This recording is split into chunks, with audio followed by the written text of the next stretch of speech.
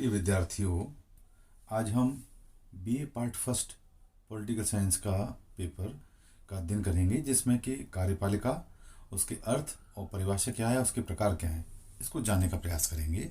सबसे पहले हम ये जानने का बात करते हैं कि कार्यपालिका किसे कहते हैं। साधारण अर्थ में कानूनों का क्रियान्वयन करने वाली संस्था कार्यपालिका कहलाती है। आज इसका अर्थ सीमित और व्यापक दोनों अर्थों में किया जाता है। आधुनिक राज्यों के कल्याणकारी स्वरूप ने कार्यपालिका के साथ नौकरशाही को भी मिला दिया है। सीमित अर्थ में तो राज्य के प्रधान तथा उसके मंत्रिमंडल को ही कार्यपालिका कहा जाता है। व्यापक अर्थ में कार्यपालिका के अंतर्गत नीति को अमली जामा पहनाने वाले प्रशासकीय अंग भी शामिल हो जाते हैं। अब हम कार्यपालिका की जो प्रमुख परिभाषाएं हैं विभिन्न विद्वानों ने दी हैं, उन पर प्रकाश डालेंगे। कार्यपालिका की परिभाषा, कार्यपालिका को कुछ विद्वानों ने सीमित और व्यापक दोनों अर्थों में परिभाषित किया है। जैसे कि मैक्रेडीज के अनुसार राजनीतिक कार्यपालिका राजनीतिक समाज के शासन के लिए औपचारिक उत्तरदायित्व निभाने वाली संस्थागत व्यवस्थाएं हैं। गिलक्राइस्ट जो विचारक हैं, उन्होंने कहा है कि कार्यपालिका सरकार का वह अंग है जो कानून के रूप में अभिव्यक्त जनता की इच्छा को कार्य में परिणत करती है।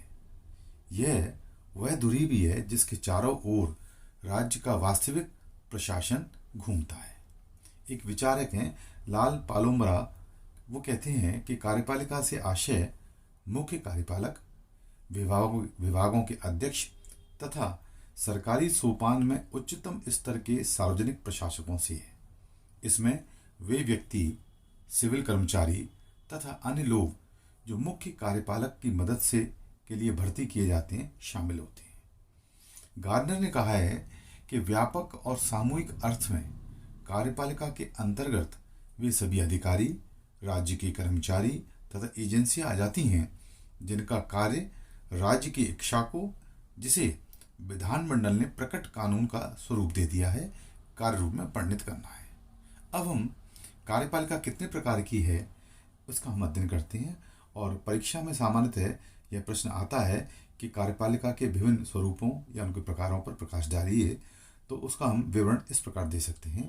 कार्यपालिका का एक प्रकार है जिसका नाम है वास्तविक तथा नाम मात्र की कार्यपालिका।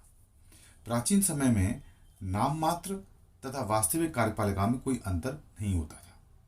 शासन की सारी शक्तियां राजा के पास होती थीं और वही अकेला समस्त शक्तियों का प्रयोग करता था। लेकिन 1688 की जो इंग्लैंड की ग्लोरियस रेवोल्यूशन था, शानदार क्रांति हुई, गौरवपूर्ण क्रांति, उसमें मंत्रिमंडल नाम की संस्था ने जन्म के साथ ही कार्यपालिका के दो रूप या स्वरूप उभर के आगे और शासन की वास्तविक शक्तियां मंत्रिमंडल की संस्था के हाथों में चली गई और नाम मात्र की शक्तियां सम्राट के पास रह गई। नाम मात्र की कार्यपालिका के लिए संवैधानिक कार्यपालिका का भी प्रयोग किया जाता है।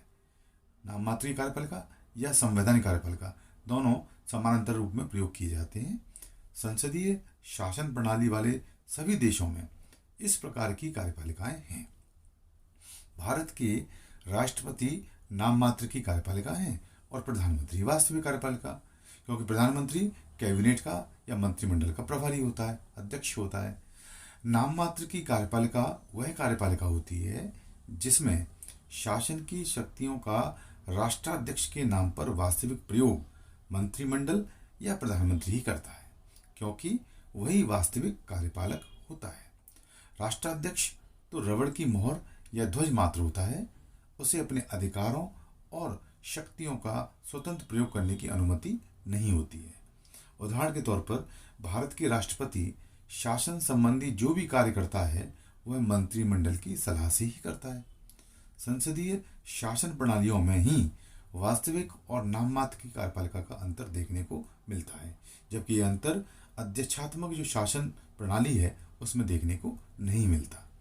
अध्यक्षात्मक सरकारों में तो राष्ट्राध्यक्ष ही वास्तविक कार्यपालक होता है, वहाँ नाम मात्र की कार्यपालिका का सर्वथा अभाव होता है। अपने अनेक कार्यों के लिए वो पूर्ण रूप से स्वतंत्र उत्तरदायी होता है।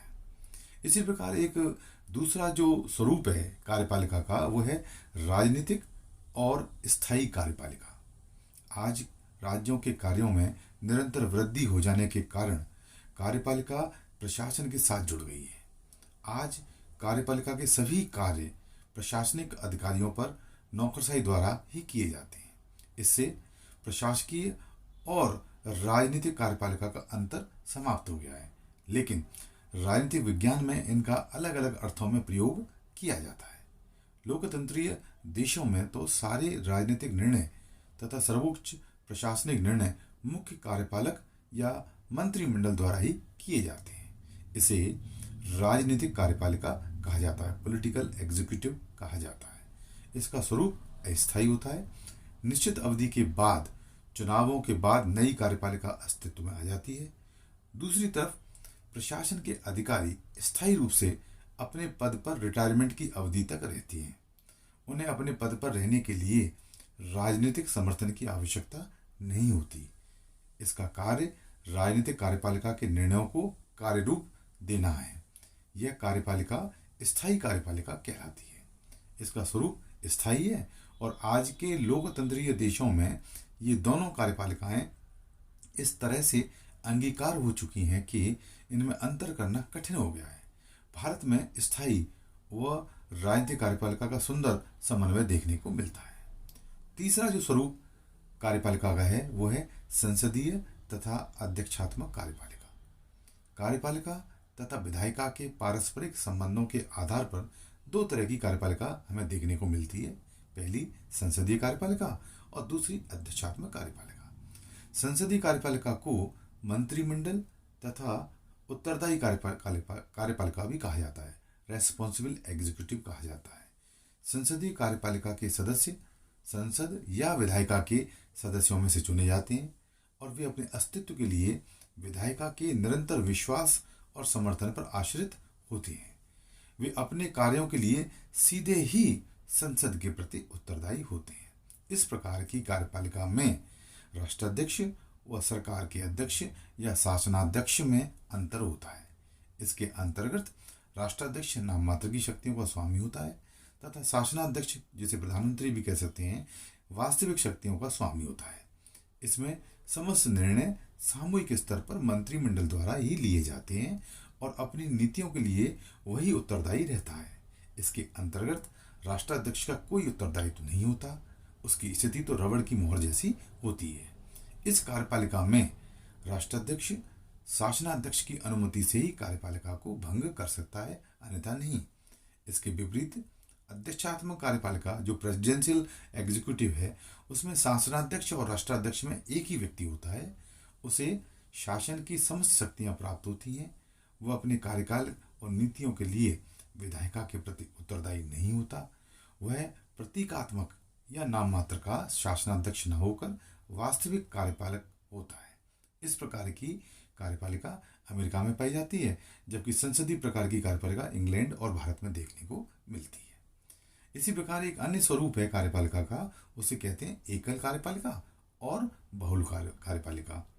राज्य की कार्यपालिका शक्तियों के आधार पर कार्यपालिका एकल व बहुसंख्यक दो प्रकार की होती है। जहाँ पर शासन की सारी शक्तियाँ एक ही व्यक्ति में निहित होती हैं तो वो एकल कार्यपालिका होती है। इसके विपरीत जब कार्यपालक शक्तियाँ अनेक व्यक्तियों या समूह के हाथ में होती है तो उसे बहुल या मंडल कार्यपालिका के नाम से भी जाना जाता है।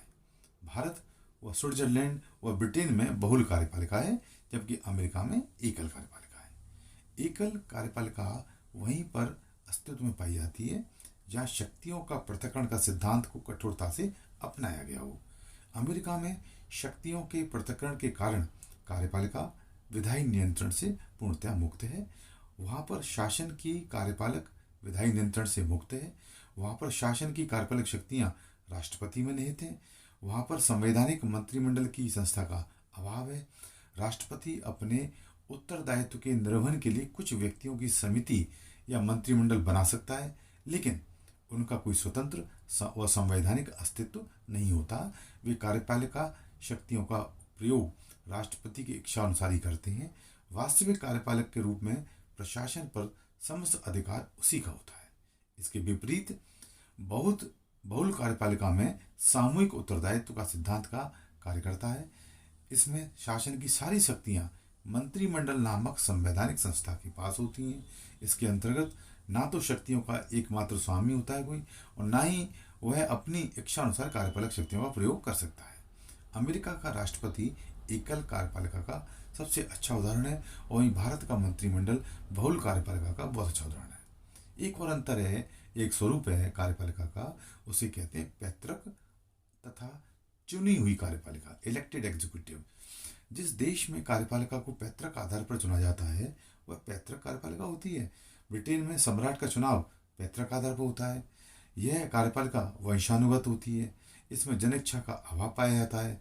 इसके विपरीत जिन देशों में कार्यपालिका जनता तथा जनप्रतिनिधियों द्वारा प्रत्यक्ष या अप्रत्यक्ष रूप से चुनाव के आधार पर चुनी जाती है उसे निर्वाचित या चुनी हुई कार्यपालिका कहा जाता है। जैसे कि Bharat, America, Bangladesh, Sri Lanka, Peru, Chile आदि देशों में निर्वाचित कार्यपालिकाएं पाई जाती हैं। आशा है इस व्याख्यान के द्वारा आपको कार्यपालिका किसे कहती हैं और कार्यपालिका के क्या स्वरूप हैं, उसके अंतर क्या हैं, कितने प्रकार की कार्यपालिकाएं पाई जाती हैं, इसका विस्तार से आपको ज्ञान हुआ होगा।